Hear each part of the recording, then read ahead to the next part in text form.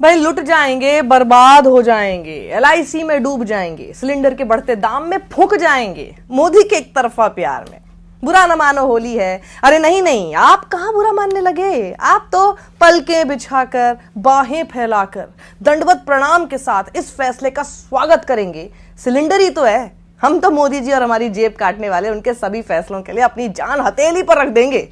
आपकी अपनी जान तक न्यौछावर करने का समर्पण इतना गहरा है कि मोदी जी डर डर के 5-10 रुपए नहीं बल्कि सीधा डंके की चोट पर 50 रुपए दाम बढ़ा देते हैं।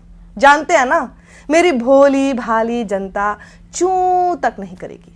सोचिए, फरवरी 2021 में इसी अखबार ने बताया था कि एलपीजी के दाम 25 रुपए बढ़ाकर 694 से 719 रुपए का सिलेंडर कर दिया गया था। वही अखबार 2 साल बाद बता रहा है कि 1 मार्च 2023 के दिन सीधा 50 रुपए बढ़ाकर आपके घर में आने वाले सिलेंडर का दाम 1103 रुपए का कर दिया है। तो अब थोड़ी आंखें खोलेंगे तो जानेंगे, सिर्फ 2 साल में ही आपके सिलेंडर का दाम 719 रुपए से बढ़ाकर सीधा 1103 रुपए कर दिया गया है। और सब्सिडी जैसे शब्द तो अब खत्म हो चुके हैं। आप ही ने तो खत्म कराए थे मोदी जी के लिए अपने प्राण न्यौछावर करने की एक्टिंग करते करते, याद है। चालाकी से आपको आपके एक तरफा प्रेम के जाल में फंसा दिया गया है। और उसी एक तरफा प्रेमी की तरह इस बार भी चूं तक मत करना। आप घरेलू गैस सिलेंडर में 50 तो कमर्शियल गैस सिलेंडर में सीधा 350 रुपए बढ़ा दिए गए हैं। यानी वो पहले से ही महंगा था 1769 रुपए का, अब वो और ज्यादा महंगा हो गया है 2119 रुपए का। सोचिए, सरकार को 9 साल हो गए हैं सत्ता में, लेकिन मजाल है इतना सा भी डर हो जनता के गुस्से का। बिल्कुल उस पैम्पर्ड बच्चे की तरह जिसे मालूम है वो सड़क पर लौट जाए, फैल जाए, कुछ कर ले, उससे बेपनाह मोहब्बत करने वाले, उसे लाड प्यार में बिगाड़ने वाले उसके माता पिता उसकी जिद भी पूरी करेंगे और उससे मोहब्बत करना भी नहीं छोड़ेंगे। तो मोदी जी तो वैसे भी कह चुके हैं वो आपके बेटे हैं। आज ही अखबार में नए नए आंकड़े बता रहे हैं कि पिछले 3 साल में हमारे देश की अर्थव्यवस्था तो तेजी से बढ़ी, लेकिन अब उसकी ग्रोथ काफी धीमी होने लगी है, जो आने वाले समय में और धीमी हो सकती है। वित्त वर्ष 2022 में जो विकास की गति 9% थी, वो वित्त वर्ष 2024 में लुढ़ककर 6% पहुंच गई है। अगर आंकड़े समझ आते हो तो जरा ये देखिए। इंडियन एक्सप्रेस अखबार ने समझाया है कि अगर हम देश को तरक्की की राह पर बढ़ाना चाहते हैं और अपना टारगेट रखते हैं कि इस साल हमें 7% की विकास दर पर आगे किसी भी हाल में बढ़ना ही होगा, तो उसके लिए हमें इस तिमाही यानी जनवरी 2023 से मार्च 2023 के बीच 5% की दर पर अर्थव्यवस्था को रखना होगा। इन 3 महीनों में तो अब सिर्फ मार्च का महीना बचा है और पहले 2 महीनों में अडानी जी, परम पूज्य एलआईसी और एसबीआई की दया से हमने क्या झंडे गाड़े हैं ये तो अब देश ही नहीं बल्कि पूरी दुनिया देख चुकी है। ऊपर से 5% से अर्थव्यवस्था चलने का मतलब है बाजार में डिमांड ज्यादा होनी पड़ेगी। लेकिन जहां बैंकों के इंटरेस्ट रेट लगातार बढ़ रहे हो वहां डिमांड कहां से बढ़ेगी भाई। जीडीपी जो आपको समझ ही नहीं आता वो दरअसल सबसे बड़ा योगदान आप ही से तो लेता है। तो ऐसी हालत में 5% या टारगेट 7% की अर्थव्यवस्था कैसे पहुंचेगी। आपके हाथ में पैसा आएगा तो आपकी डिमांड बढ़ेगी, आप खर्च करेंगे और आपका खर्च करने से जीडीपी फलेगी फूलेगी। इसी तरह से ये सरकार, संस्थानों, कंपनियों के लिए भी लागू होता है। आपकी आमदनी हमेशा दूसरे का खर्च होता है और आपका खर्च किसी दूसरे की आमदनी, और इसी से अर्थव्यवस्था का चक्र चलता रहता है ना। तो आप कुछ खरीदना ही नहीं चाहेंगे क्योंकि हाथ तंग है, इसलिए डिमांड ही नहीं होगी, तो कोई दूसरा भी तो कुछ नहीं कमाएगा। चलिए आपको थोड़ा समझा ही देती हूं, और सब्सक्राइब नहीं किया है तो साक्षी जोशी को यूट्यूब पर सब्सक्राइब कर लीजिए। अंधभक्त सुनेंगे नहीं, पर मुझे देखने वाले तो सिर्फ सच देखना और सुनना चाहते हैं, इसलिए उनके लिए मेरा दायित्व है कि बार बार मैं उन्हें समझाती रहूं। तो जीडीपी को चलाने वाले 4 फैक्टर्स होते हैं। पहला, पीपल्स पर्सनल कंजम्पशन एक्सपेंडिचर, पीपीसीई, यानी आपका अपना खर्च, कोई भी खर्च। देखिए, बच्चों के लिए खिलौने खरीदने से लेकर अपना जरूरत का कोई भी सामान उसमें ले लीजिए। दूसरा होता है गवर्नमेंट्स कंजम्पशन एक्सपेंडिचर, यानी सरकार का खर्च।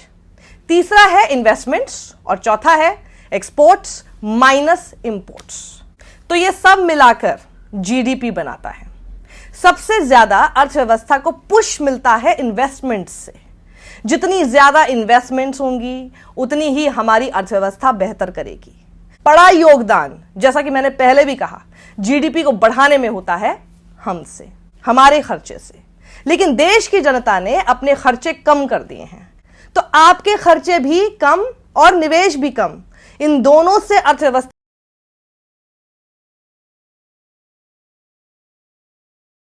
दिख रहे होंगे। तो उसका मतलब आंकड़े देखकर आप ऐसे समझिए कि सरकार जरूर अपना फिस्कल डेफिसिट यानी राजकोषीय घाटा कम करने के लिए खर्चे अपने कम कर रही है। अब जीडीपी के बाद हम बात कर लेते हैं जीवीए की। ये जीडीपी से अलग होती है, इन बड़े बड़े आंकड़ों में कंफ्यूज मत होइएगा, बहुत आसान है। जीडीपी अर्थव्यवस्था में डिमांड पर फोकस करके देश की आमदनी कैलकुलेट करती है, तो वहीं जीवीए देश की आमदनी इस बात पर फोकस करके कैलकुलेट करता है कि देश में सप्लाई की क्या स्थिति है, यानी अर्थव्यवस्था में अलग अलग सेक्टर्स की वैल्यू ऐड करता है जीवीए। अगर जीवीए समझ आ गया हो तो जरा देखें जीडीपी के बाद हमारे देश के जीवीए का क्या हाल है। देखिए ये चार्ट, मैन्युफैक्चरिंग पर नजर डालिएगा सबसे ज्यादा, क्योंकि वो नेगेटिव में है और ये चिंताजनक है। मैं आपको समझाती हूं कैसे। मैन्युफैक्चरिंग सेक्टर को रोजगार उत्पादन का सोर्स माना जाता है, तो मैन्युफैक्चरिंग माइनस में जाना मतलब रोजगार उत्पादन पर सीधा सीधा असर पड़ना। लेकिन थोड़ी सी राहत की खबर है इस टेबल में जो दिख रहा है फाइनेंशियल और नॉन फाइनेंशियल सर्विसेज के आंकड़ों में, ये बेहतर है। सीएमआईई का बेरोजगारी पर डेटा आ गया है। उसका कहना है कि फरवरी के महीने में ही बेरोजगारी दर बढ़कर 7.45% हो गई। ग्रामीण इलाकों की हालत बुरी है, पर आपको क्या फर्क पड़ता है? हाथ में दिया रखकर बर्बाद हो जाने का संकल्प बस लेते रहिए। सीबीआई, ईडी, आईटी रेड्स होती रहेंगी किसी ना किसी मीडिया संस्थान या विपक्षी नेता के यहां, और आप उसी पर ध्यान देते रहिएगा। पिछले दरवाजे से आपकी जेब और जॉब दोनों छीने जाते रहेंगे।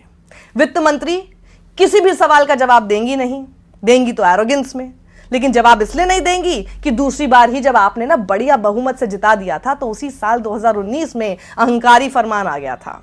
जो पीआईबी पत्रकार वहां पर बेरोक टोक चले जाया करते थे, मंत्री दिख जाने पर सीधा सवाल पूछ सकते थे मंत्रालय में। पिछले 4 साल से उस इलाके में उन पीआईबी पत्रकारों की एंट्री पर रोक है। कभी भी कहीं भी मंत्री को पकड़कर सवाल पूछना तो दूर, अब मंत्री से सवाल पूछने के लिए जुर्रत रखनी पड़ेगी, और उसके लिए पीआईओ को सवाल भेजने पड़ते हैं जिनका जवाब अमूमन या तो आता भी नहीं है या फिर 24 घंटे तक लग जाते हैं। कोई पत्रकार अपनी खबर का इंतजार थोड़ी करते रहेगा 24 घंटे तक। एक तो वैसे ही पत्रकारों में हिम्मत बची नहीं सवाल पूछने की, और जो पूछ भी पाते थे उनकी भी बोलती बंद कर दी गई। तो ये सब आंकड़े आपसे ही ताल्लुक रखते हैं। अडानी के ही नहीं, एलआईसी के भी स्टॉक गिरते जा रहे हैं, पता है ना आपको। पिछले 2 दिन से आप उस पर नजर बनाए होंगे, 20%, 19% गिरते चले गए। पर अपना घर चलाने के लिए आप लगे रहिए पठान बॉयकॉट करने में, ऊल जलूल बकवास में। बस इसी से आपका रोजगार और आपका घर अगर चल सकता है तो सत्यमेव जयते।